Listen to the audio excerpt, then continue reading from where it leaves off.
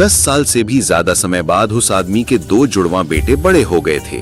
चश्मा पहनने वाला छोटा भाई हार्क था, उसके बगल में उसका बड़ा भाई डियर था। दोनों के व्यक्तित्व बिल्कुल अलग थे।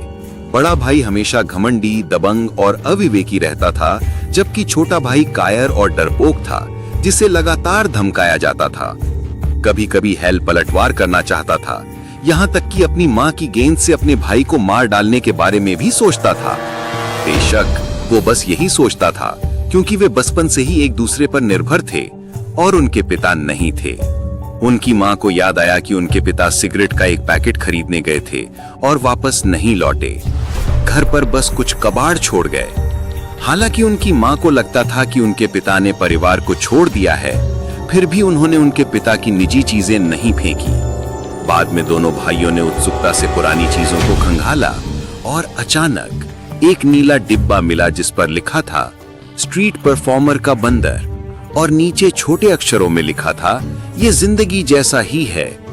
बड़े भाई ने उसे बकवास न करने और जल्दी से उसे खोलने को कहा, लेकिन जब उन्होंने उसे खोला तो अंदर एक खिलौना बंदर था। जाहिर है उनके पिता उसे तोड़ नहीं पाए थे।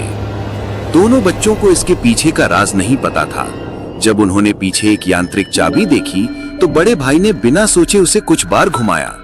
उसे लगा कि इसका कुछ असर होगा, लेकिन जब खिलौने वाले बंदर ने अपना मुंह खोला, फिर अपना हाथ उठाया और अपनी हड्डी का हथौड़ा घुमाया, तो बड़े भाई जियांग्यांग ने 10 सेकंड और इंतजार किया, लेकिन बंदर ने आगे कोई हरकत नहीं की। अगले दिन परिवार की आया दोनों भाइयों को खेलने के लिए बाहर ले गई। हैल कार के पीछे बैठा था और पिछली रात वाला खिलौना बंदर भी कार में था। हैल को समझ नहीं आ रहा था कि क्या हो रहा है और किसी ने भी इस पर ज्यादा ध्यान नहीं दिया। उस शाम वे तीनों रात के खाने के लिए एक रेस्टोरेंट में गए, लेकिन खिलौना बंदर पिछली सीट से आगे की सीट पर दौड़ा।